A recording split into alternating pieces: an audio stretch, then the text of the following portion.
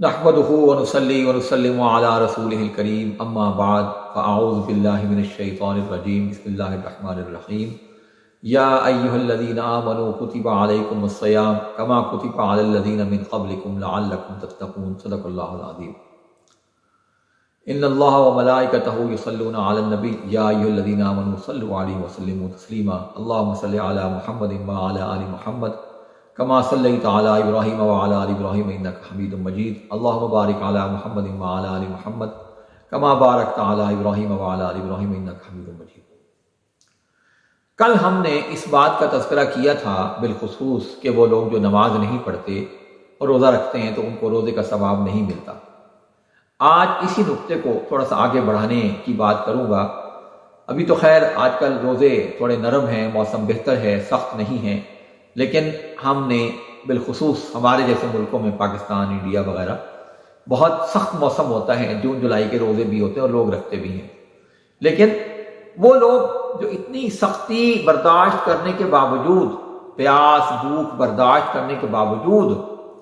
روزے کا ثواب حاصل نہیں کر پاتے، آج تھوڑی سی مزید ان کے بارے میں بات کریں گے۔ ایک تو حل ہم نے کل نقطہ اٹھا لیا تھا، کل بات کر لی تھی کہ وہ لوگ جو نماز نہیں پڑھتے اور روزہ رکھتے ہیں، پھر روزہ رکھ کے سو جاتے ہیں، سارا دن آرام کرتے ہیں، ان کا روزہ نہیں ہوتا، کیونکہ روزے کے لیے بنیادی شرط نماز ہے، اور اللہ تبارک و تعالیٰ نے روزے کا جو حکم دیا ہے وہ عام مسلمان کو نہیں دیا، عام آدمی کو نہیں دیا، بلکہ خاص طور پر ایمان والوں کو دیا ہے۔ خاص طور پر ارشاد فرمایا کہ اے ایمان والو تم پر روزے فرض کیے گئے۔ اب آئیے مزید تھوڑا آگے چلتے ہیں، کچھ ایسے لوگوں کی بات کرتے ہیں کہ جو ایمان والے بھی بظاہر ہیں، روزہ بھی رکھ رہے ہیں، باقی ساری باتیں ٹھیک ہے، لیکن ان کا روزہ قبول نہیں ہوتا۔ وہ کون لوگ ہیں، کیوں قبول نہیں ہوتا، اس پہ تھوڑی سی بات کرنا ضروری ہے۔ نمبر ایک، وہ لوگ جن کا رزق حلال نہیں ہے۔ آپ صلی اللہ علیہ وسلم فرماتے ہیں، آپ کی حدیث ہے کہ جب کوئی آدمی حرام کا ایک لقمہ بھی کھاتا ہے تو اس کی 40 دن کی عبادت اور 40 دن کی دعا قبول نہیں ہوتی۔ اب سوچئے، جس کا ایک لقمہ حرام کا ہے، اس کی 40 دن کی کوئی بھی عبادت، وہ روزہ ہو، نماز ہو، حج ہو، زکوٰۃ ہو، کچھ بھی ہو، وہ قبول نہیں ہے۔ اب ایسے لوگ جو روزہ تو رکھ لیتے ہیں لیکن رزق کا خیال نہیں رکھتے، حرام و حلال کی تمیز نہیں کرتے، تو ان کا روزہ جو ہے وہ درست نہیں ہوتا۔ اب حرام کی بھی دو اقسام، میں ہمیشہ کہا کرتا ہوں، دو اقسام ہیں۔ ایک تو وہ چیزیں ہیں جو اصلاً حرام ہوتی ہیں، فرض کر لیں کسی مرے ہوئے جانور کا گوشت کھا لیں، یا وہ جانور جن کو اسلام نے حرام قرار دے دیا، خنزیر ہے اور اس نوع کے جو جانور ہیں جن کو اسلام نے حرام قرار دے دیا، یہ اصلاً حرام ہے۔ اچھا، بعض چیزیں وہ ہوتی جو اصلاً حرام تو نہیں ہوتی لیکن ہم انہیں حرام کر لیتے ہیں، مثلاً مرغی کا گوشت کھا رہے ہیں، لیکن مرغی جس رقم سے خریدی ہے وہ پیسے حلال کے نہیں ہیں، وہ رشوت کے پیسے ہیں، کسی کا حق مارا ہوا ہے اور کوئی ایسی چیز ہے، تو وہ چیز مرغی تو اصلاً حرام نہیں ہے، مرغی تو حلال ہے، لیکن ہم نے اسے حرام کر لیا۔ تو یوں رزق حلال بنیادی چیز ہے کسی بھی عبادت کے لیے، نماز، روزہ، حج، زکوٰۃ۔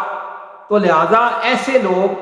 جن کا رزق حلال نہیں ہے، وہ روزے کی حالت میں جتنی تکلیف مرضی اٹھا لیں، جتنی پیاس کا سامنا مرضی کر لیں، جتنی بھوک کا سامنا مرضی کر لیں، وہ ان کا روزہ قبول نہیں ہے، ان کی عبادت قبول نہیں ہے۔ لہذا نماز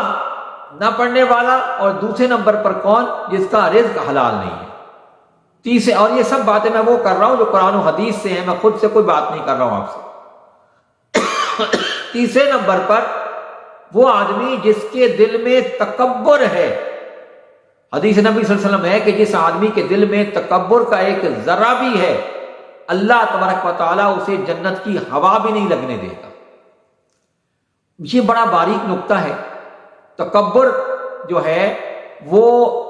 کئی طرح کا ہوتا ہے، کسی طرح کا ہوتا ہے، لیکن بہرحال بالخصوص تکبر، اللہ کے مقابلے میں تکبر، کسی آدمی کو حقارت سے دیکھنا، یہ بڑا باریک نقطہ ہے، باریک معاملہ ہے، کبھی الگ سے تکبر کے موضوع پر الگ سے بھی بات کریں گے، لیکن بہرحال یہاں تیسرے نمبر پر وہ آدمی، پہلا وہ جو نماز نہیں پڑھتا روزہ رکھتا ہے، دوسرا جس کا رزق حلال نہیں ہے، خواہ وہ اصلاً حرام ہو یا نقلاً حرام ہو۔ اور تیسرا متکبر شخص، اچھا اللہ کی مخلوق کو اپنے مقابلے میں حقیر جاننا، یہ بھی تکبر کی ایک شکل ہے کہ میں تو بہت بڑی چیز ہوں، ان لوگوں کی میرے سامنے کیا حیثیت ہے، میرے مقابلے میں یہ کیا ہے، ٹھیک ہے۔ یہ تصور، یہ خیال بھی تکبر کی ایک شکل ہے اور اللہ کو سخت ناپسند ہے، کیونکہ ہم سب کا خالق اللہ ہے، ہم سب کا بنانے والا ایک ہے، ہم سب کو رزق دینے والا ایک ہے، ہم سب کو پالنے والا ایک ہے۔ تو پھر یہ تصور کرنا کہ میں تو بہت بڑی چیز ہوں، میرے مقابلے میں جتنے لوگ ہیں یہ بالکل حقیر کیڑے مکوڑے ہیں، یہ اللہ کو بہت ناپسند ہے۔ کیونکہ آپ سمجھو حدیث ہے کہ تم ہو سکتا ہے کہ تم کسی کو بہت حقیر سمجھو، اللہ کی نظر میں اس کا بڑا مقام ہو، اور ہو سکتا ہے کہ تم کسی کو بہت بڑا سمجھو، اللہ کی نظر میں اس کا مقام نہ ہو۔ تو لہٰذا اپنے مقابلے میں کسی کو حقیر جاننا، کسی کو یہ جاننا کہ اس کی کوئی حیثیت نہیں ہے، ٹھیک ہے، ایسا شخص جو ہے اس طرح کا جو متکبر شخص ہے، اللہ کو اس کی عبادت کی بھی ضرورت نہیں ہے۔ چوتھے نمبر پر بہت اہم نقطہ ہے، وہ ہے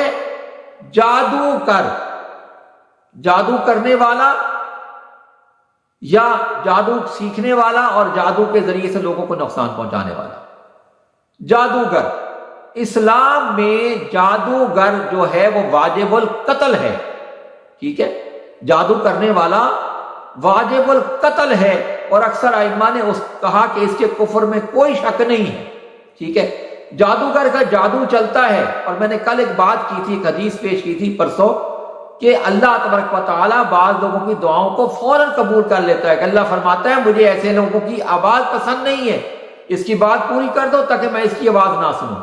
میرے نزدیک اس میں جادو والے بھی شامل ہیں، اللہ تبارک و تعالیٰ ان کی بات تو پوری کر دیتا ہے، اور ایسے لوگوں کا آخرت میں کوئی حصہ نہیں ہوتا۔ اور اکثر علماء کے نزدیک، اکثر صحابہ کرام کے نزدیک جادوگر واجب القتل ہے، لہذا جادو کرانے والا اس کا روزہ بھی قبول